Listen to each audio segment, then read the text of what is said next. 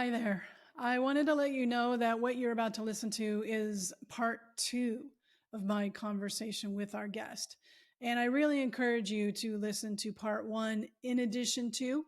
It can be in a different order, but make sure that you get the whole conversation. The conversation was so rich that we needed to split it up into two episodes. So take a listen, make sure you catch the first part, and enjoy. Agree.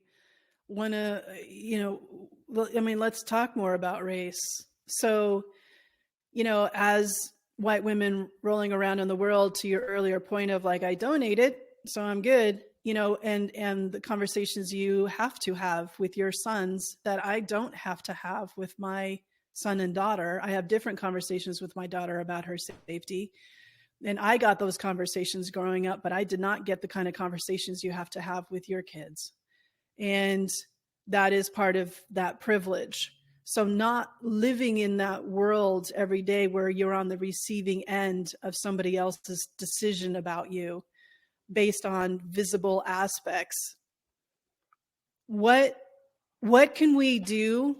What do you advise white women to do in your book, through your podcast, in your work, to keep it more top of mind that this is a reality for women who aren't white, and to help white women kind of get in that headspace or have more of an understanding of an appreciation for being on the receiving end of racism on a regular basis that we don't encounter?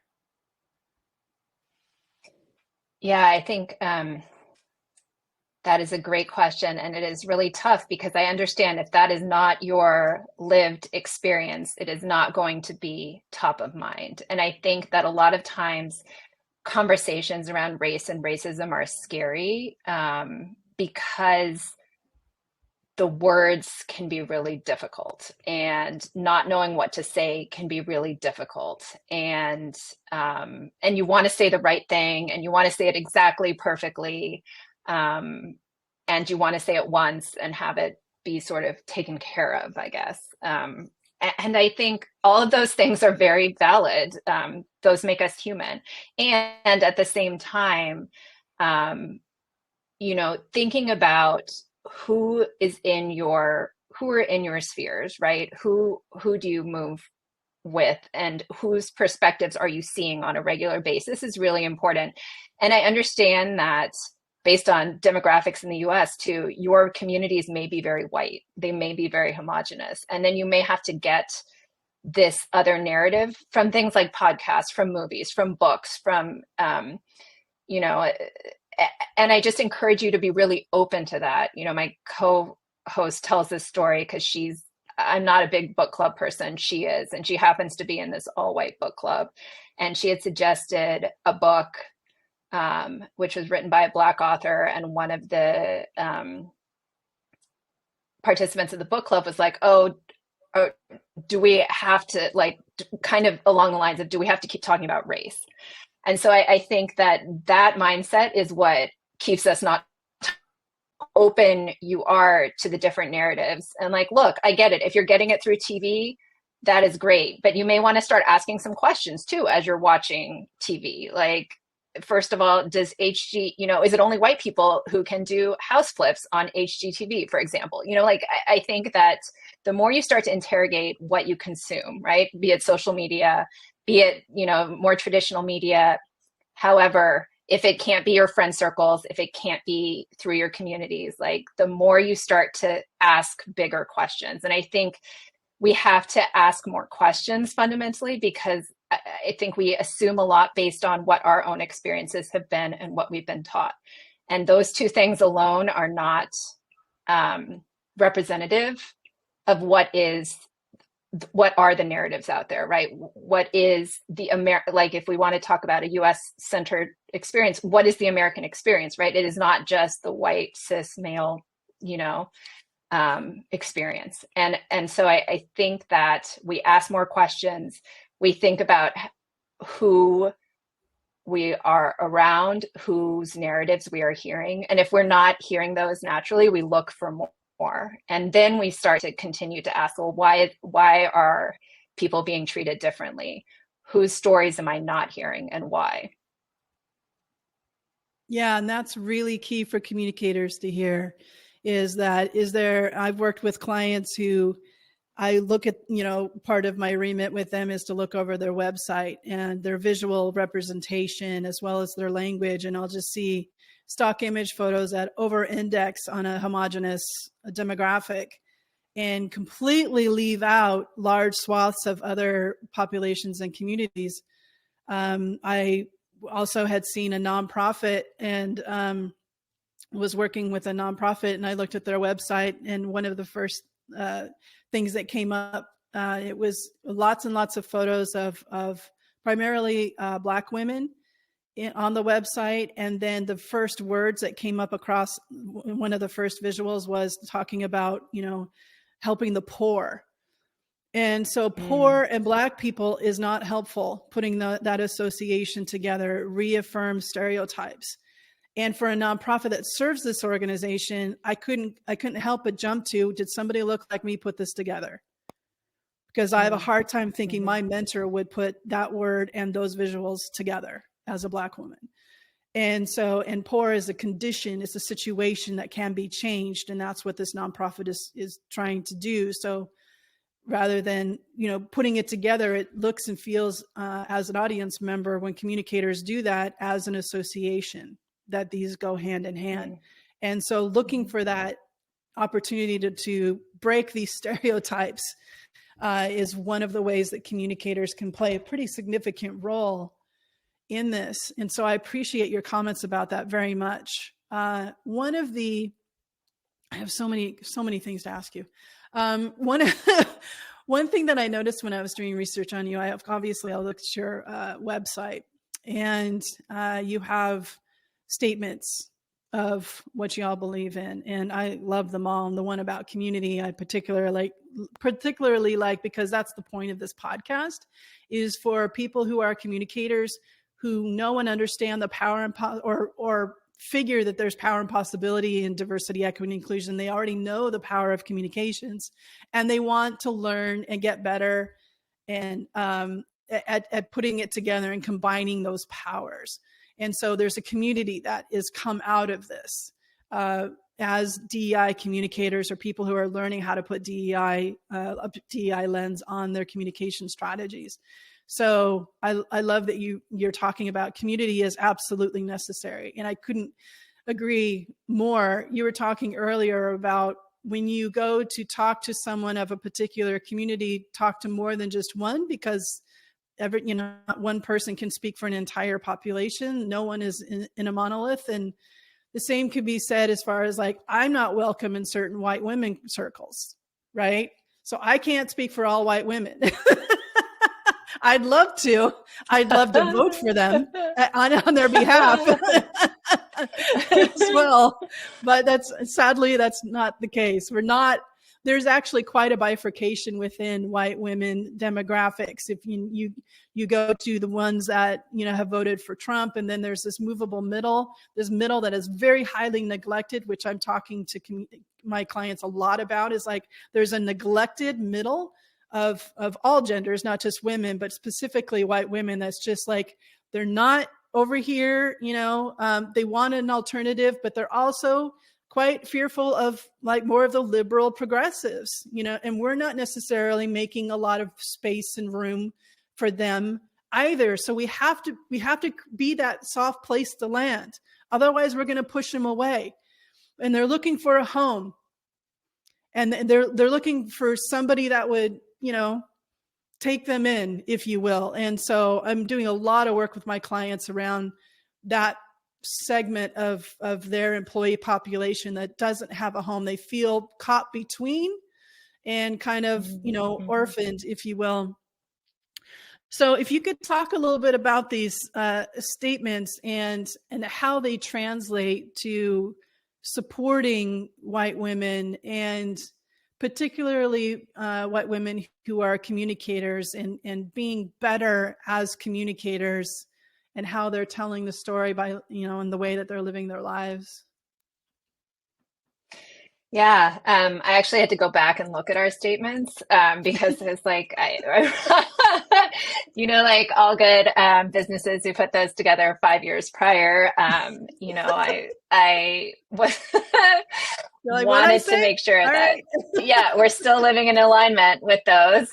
We are, so good news there. But I think that a lot of the work that Sarah and I do together, that I do individually, is really designed to focus on our shared humanity, right? And if we can get to that place, right, if we can focus on our shared humanity, then I think we can understand why it is so important to sort of to fight for all of us, right? And I think that that's really hard to do at times because we have been sold a narrative here where it is a focus on individual gain, right? And individual ability, and this whole pull yourself up by your bootstraps, that assumes that everyone started at the same place to begin with. And I think that that is false, right?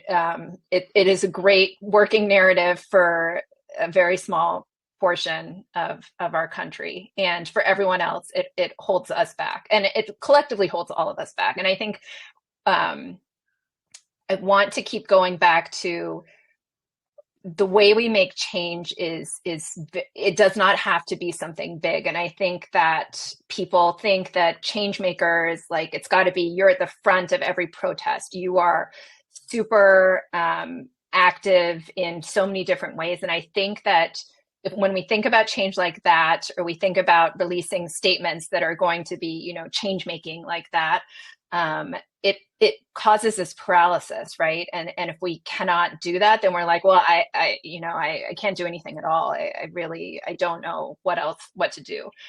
And so what I'm really trying to do is encourage people to think smaller in certain ways, right? Because sometimes smaller things are achievable in ways that big things are not, but small things done intentionally and repeatedly have this same change making power, if not more, right? Because you're actually going to do those things, and then you will actually be making change. And I think when we think about that, if we can all do that, right, that is the community of change. And if we can all continue to move away from, I donated once, or I had this conversation once, because I don't think we think about that in many other facets of our lives, right? We are very committed to doing things intentionally that help us, and I mean us sometimes as an individual, but what if we were committed to doing things that helped us collectively? And I want that same energy put into, the same energy that you would put into anything that you would do individually to better yourself. That is what we need to collectively do to better our community for all of us. And so I think that brings us back to community first every time, because a lot of the podcast is built around this concept of all of us or none of us, right? Because we either all succeed, right, or we all fail. And the none of us concept is too horrible to really consider, right? So it's got to be all of us. So how do we get to all of us? And that is that question that I think we keep answering through community. The Madeleine Albright quote comes to mind. There's a special place in hell for women who hold back other women. And I've had that experience, honestly. And this goes to the larger feminism conversation, where there's been more of an understanding that feminism and white feminism are not the same thing. And that we as white women have to understand that historically what we've called feminism has been white feminism, and really taking care of our own community and neglecting, like intentionally leaving out, especially women of color. And yet when we get to the Civil Rights Act, tell me as a lawyer, if I'm saying this right, but was intentionally built in to cross race, sex, gender, and LGBTQ plus movement has had a lot of gain because of the civil rights folks keeping in mind of other marginalized populations that white women like myself have had now the rights and privileges because of the civil rights movement, thinking of me without directly thinking of me, but thinking of others besides just themselves. And that's something that I think as those of us of my demographic have to be more proactive around. We have to be thinking outside of just what's best for ourselves, and crossing that line and having that whole community base that you were talking about. Before I ask you the question that I ask everybody, and I can't wait to hear your answer on this. So, what is your ask of especially white women, white men in these power positions of running communications and narratives and messaging for organizations in this particularly crucial time in history?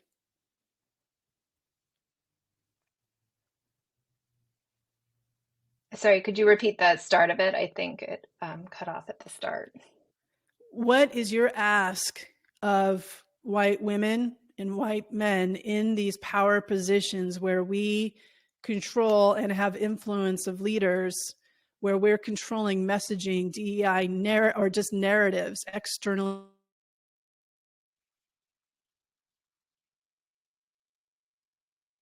channels? What is your ask of us of what our part can be, especially in this crucial historic year? Yeah, one ask. I feel like Well, you can have five, but no, but I want to make it simple, right? I don't want there to be, I don't want it to feel like a checklist because I don't think there is a checklist, right? I think that a couple of things. One, the assumption that the way things have been done, or something is the way that it is because it's always been that way. We have to interrogate that assumption, right? I think that's why, I have a favorite question, which is why, and I have a least favorite answer, which is because it's always been that way. Because I think that is true for a lot of things, but we have to ask better questions about why has it always been that way, and who does it benefit and whose comfort does it prioritize.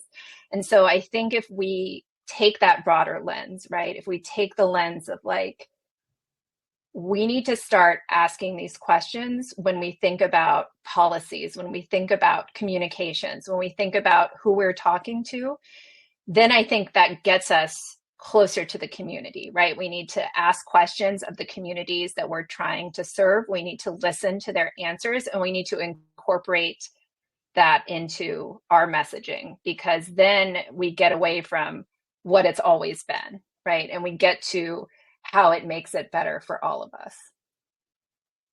Thank you. Thank you. And if I could tap into the lawyer side of your experience and expertise, a lot of organizations are afraid of those letters coming in, threatening, legislative or litigation actions, based on DEI goals, et cetera. So how can we support as communicators, our general counsels, in how we're talking about diversity, equity, and inclusion that lowers any kind of risk? Yeah, that is a great question because there is some level of ambiguity in what the Supreme Court said. And I think that we are at a time period where people are really testing, and staying sort of on the conservative side of that test, I think, because you don't want to run afoul of litigation, which I understand. But I also think that there are ways that we can focus on diversity, equity, and inclusion that is broader than race-based, right? And if we are thinking about, and I was thinking about this recently, even with regard to college admissions, because I was doing alumni admissions, and a lot of the feedback that we got was, because of the Supreme Court's decision, you can't ask these questions. However, you can think about asking it in different ways. And I think that the challenge is not the result shouldn't be that we stop fighting for these things. The challenge is that we do it in more creative ways. And I think that this is going to require doing things differently than how we've always done them. But if we sort of reverse engineer it, right? If this is our goal, how do we get there? Maybe we change the questions. Maybe we change the focus just slightly enough,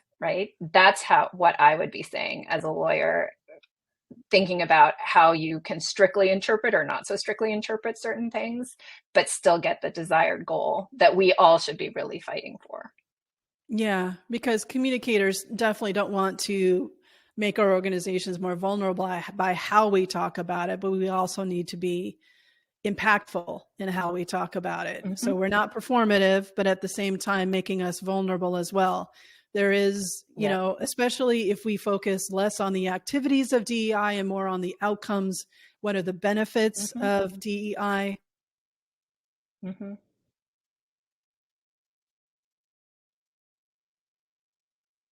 Allows the opportunity for every employee to thrive. So here's the last question before we wrap up, and that is, what does communicate like you give a damn mean to you? Sound like, look like?